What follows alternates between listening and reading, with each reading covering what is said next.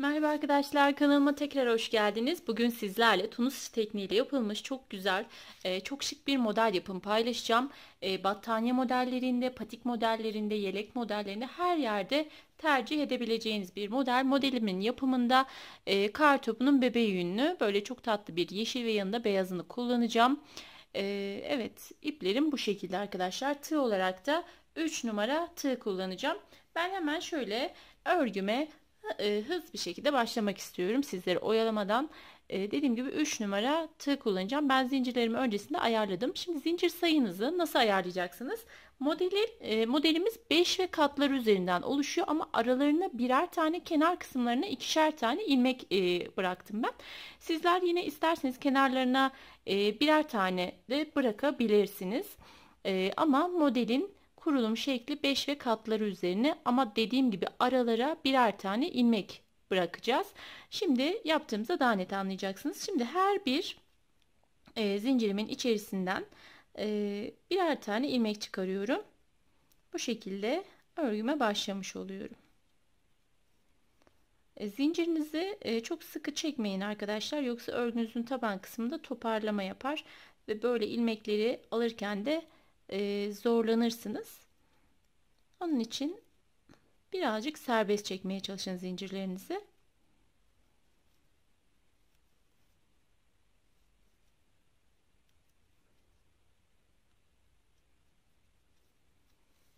Evet, bakın. Her bir ilmekten bir tane ilmek çıkararak, her bir zincirden bir tane ilmek çıkararak buraya kadar geldim. Şimdi ilk ilmeğimi tek olarak, diğer ilmeklerimi ikişer ikişer çekerek sıramın başına kadar devam ediyorum.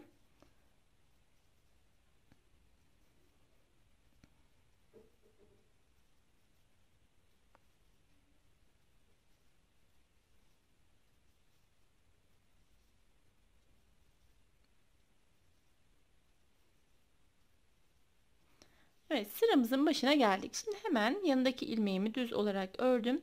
Bu benim iki tanesi kenar ilmeğim. Hemen burada diğer rengimi alıyorum.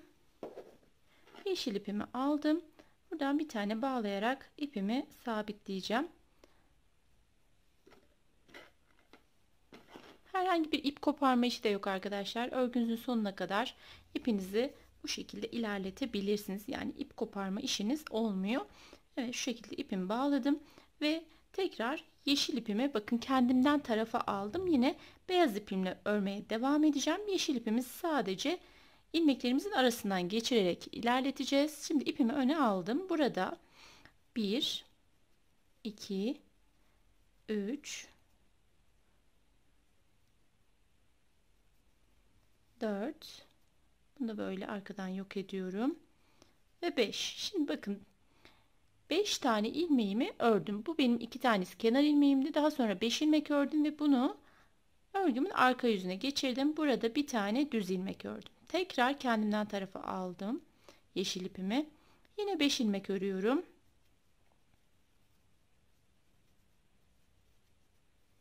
Evet, 5 ilmeğimi ördüm. Tekrar ipimi arka yüzüne attım. Yine 5 tane, pardon, şöyle bir tane ilmek örüyorum. Tekrar ön yüzünü aldım. Yine 5 tane ilmek örüyorum. Evet, 5 ilmeğimi ördüm. İpimi arka yüzüne attım. Ve kenardaki iki tane olan, kenar kısmı için olan iki tane kenar ilmeğimi ördüm, bakın. Şimdi ilk ilmeğimi tek olarak, diğerini tüm ilmeklerimizi 2 2 çekerek gideceğiz. Fakat yine bu yeşil ipimizi her 5 ilmeğe bir böyle aktaracağız. Bakın, öne aldım. Şimdi burada 5 ilmeğimi örüyorum. 1, 2, böyle 2 2 çekerek 3, 4 ve 5. 5 tane ilmeğimi ördükten sonra bıraktım. Yeşil ipimi tekrar arkaya aldım. Çok sıkı da yapmayalım, toparlama yapmasın. Bir ilmeğimi düz olarak ördüm. Aralar için bıraktığımız o bir ilmek bu şekilde oluyor arkadaşlar. Tekrar tığımı, ipimi alıyorum. Yine 2 2 çekerek buradaki 5 tane olan ilmeğimi örüyorum. Evet, bakın 5 ilmeğimi ördüm. Bıraktım. Tekrar bu yeşil ipimi arkaya attım. Tekrar tığımın üzerine ipimi aldım. Bir ilmeğimi düz olarak ördüm. Yine ilmeğimin içerisinden böyle tığımı çıkartıp ipimi daha sonra aktarıyorum. Kendimden tarafa aldım. Şimdi yine 5 tane olan ilmeğimi örüyorum. Böyle 2 2 çıkararak tekrar ipimi arkaya aldım.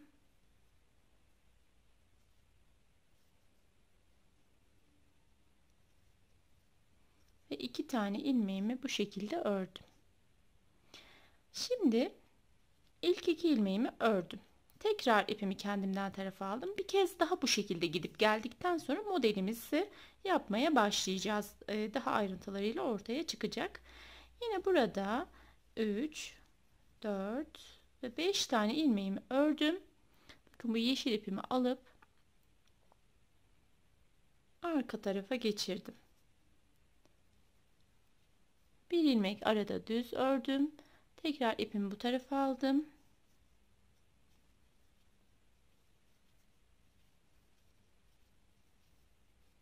Yine 5 ilmeğimi düz olarak ördüm.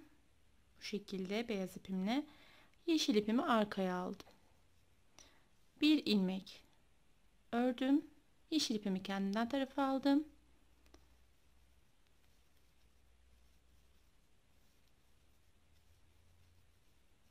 Tekrar bunu arkaya atıyorum ve kenardaki 2 tane olan ilmeğimi örerek sıramı tamamlıyorum.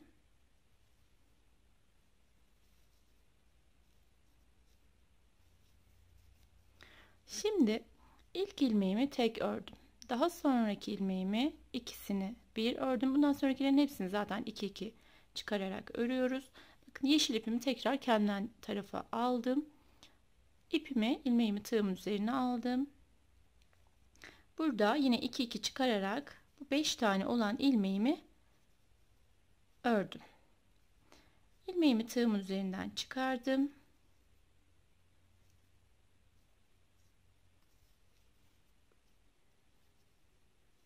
Aradaki tek olan ilmeğimi ördüm. Tekrar ilmeğimi çıkardım. Yeşil ipimi öne aldım. Amacım hep bu taraftan yürütmek.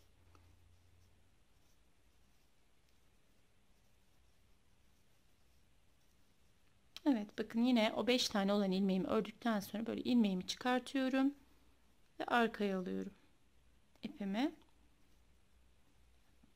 Bir ilmeğimi ördüm. Tekrar ipimi kendimden tarafa aldım.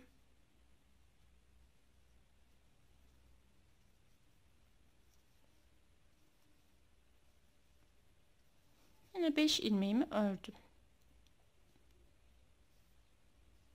Arkaya aldım ipimi. Evet arkadaşlar, bakın. Şimdi bu şekilde modelimizi yapmak için zeminimizi hazırlamış olduk. Ortaya harika bir görünüm çıkacak. Bunu da bu şekilde bir üst sırama yürütüyorum. Hani bu altta kalmasın diye. Şimdi burada 5 ilmeğimizin üzerine modelimizi kurmuştuk. İlk 2 tane olan kenar ilmeğimi ördüm. Buradan birincisini düz olarak ördüm. İpimi öne alıyorum. Bakın bunu bu şekilde ters olarak örüyorum.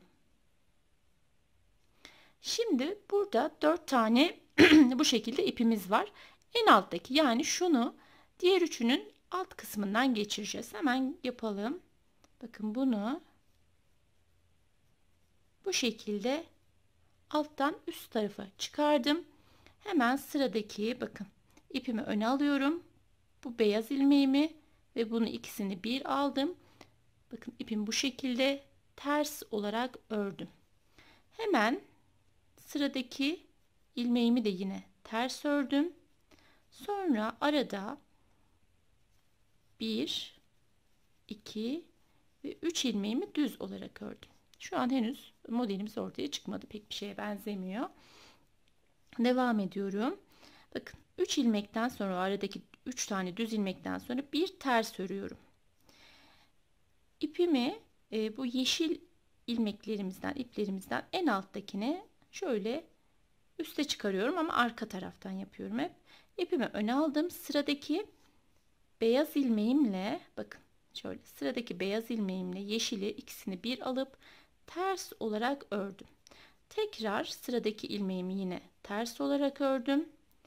Ardından 1, 2 ve 3 tane ilmeğimi düz ördüm. Devam ediyorum. Bir ilmek ters ördüm. Şimdi şuradan alttan yeşil ilmeğimizi bu şekilde çıkarıyoruz arka taraftan üste doğru. Sıradaki beyaz ilmekle bu yeşili, ikisini birlikte ters olarak ördüm. Hemen sonrasındaki ilmeğimi de yine ters ördüm. Sonra bu 3 ilmeğimi düz olarak örüp sıramı tamamladım. Şimdi hepsini, herhangi bir işlem yapmıyorum bu sıramda. İlk ilmeğimi tek olarak, diğer tüm ilmeklerimi ikişer ikişer çekerek sıramın başına kadar geliyorum. Çok da keyifli, çok da kolay bir model arkadaşlar. İnanın ilk modeli yaptıktan sonra eliniz hemen alışacak. Bebek battaniyesinde bu modeli uygulayabilirsiniz. Patik yapabilirsiniz. Hepsine çok yakışacaktır. Şimdi bir sonraki sırama geçiyorum. Yine bir önceki sıramı tekrar şeklinde. İlk 3 ilmeğimi düz olarak ördüm. Sonraki ilmeğimi ters ördüm. Bakın bunu. Şimdi 3 tane ilmeğim kaldı burada. 3 tane ipimiz kaldı, bakın yeşil olan. Yine bu 2'nin altından bunu, bakın şu üçüncüyü şöyle geçiriyorum. Bu şekilde. Geçirdim, hazırladım ve bıraktım. Şimdi ipimi öne aldım. Sıradaki beyazla bu yeşili, ikisini birlikte ters olarak ördüm. Hemen yanındakini de yine ters olarak ördüm. Sonra arada 3 ilmeğimi düz olarak örüyorum. Hemen sıradaki ilmeğimi ters ördüm. Bu 3 tanenin altından, bakın hemen şunu şöyle yukarıya çıkarıyorum. Ve ipimi öne aldım. Bu beyazla bu yeşili birlikte ördüm. Hemen sonrasındaki ilmeğimi de yine ters olarak ördüm. Arada 3 ilmeğimi düz olarak ördüm. Evet, bu şekilde sıramı tamamlıyorum.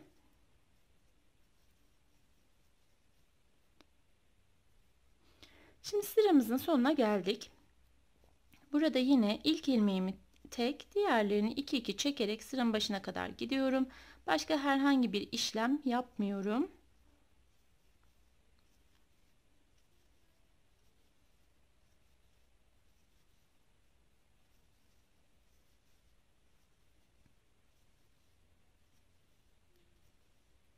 Evet, sıramızın başına kadar geldik. Bakın 2 ilmeğimiz kaldı. Onları da aynı mantıkla devam ettireceğiz.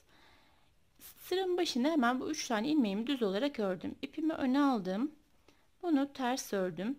Hemen yine şu ikinci ilmeğimi, yani hep alttan alıyorum. Bakın 2 tane var. Şu alttakini bunun arka tarafından hemen şöyle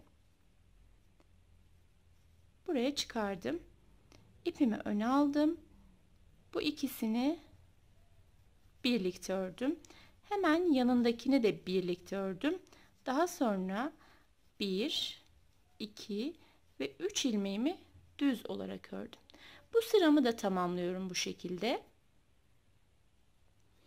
Evet, bakın şimdi bu sıramızı da tamamladık. Şimdi yine ilk ilmeğimi tek olarak, diğer ilmeklerimi ikişer ikişer çekip başa kadar devam ediyorum.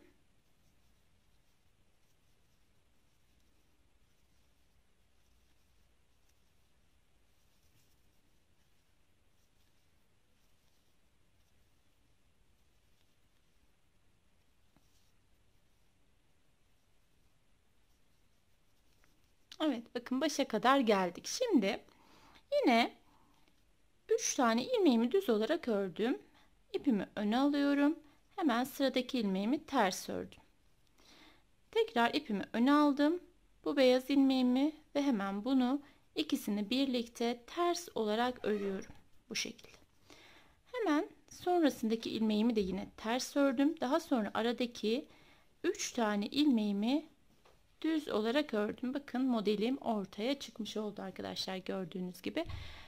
Çok güzel bir görünümü var. Çok hoş duruyor. Tekrar yapalım. Bunu ters ördüm.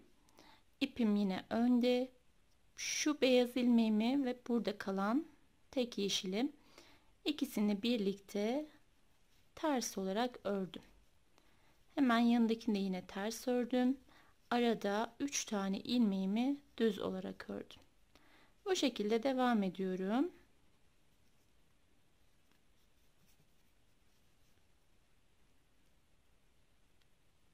Şöyle alamadım. Yeniden yapalım bunu ve bunu ters olarak örüyorum.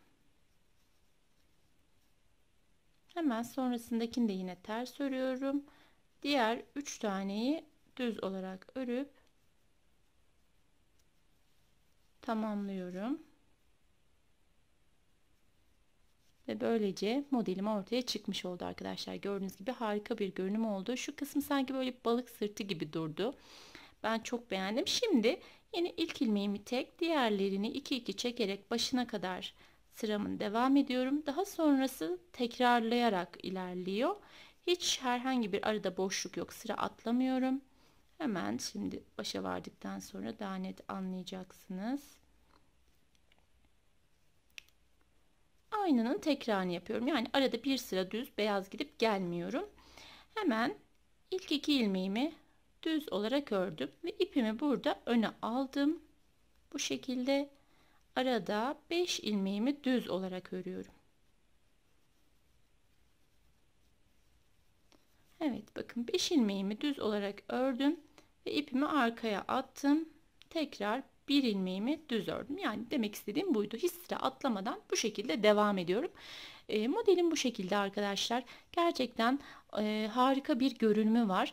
Ben hemen büyük bir parçanın üzerinde hazırlayıp size nasıl durduğunu göstereyim.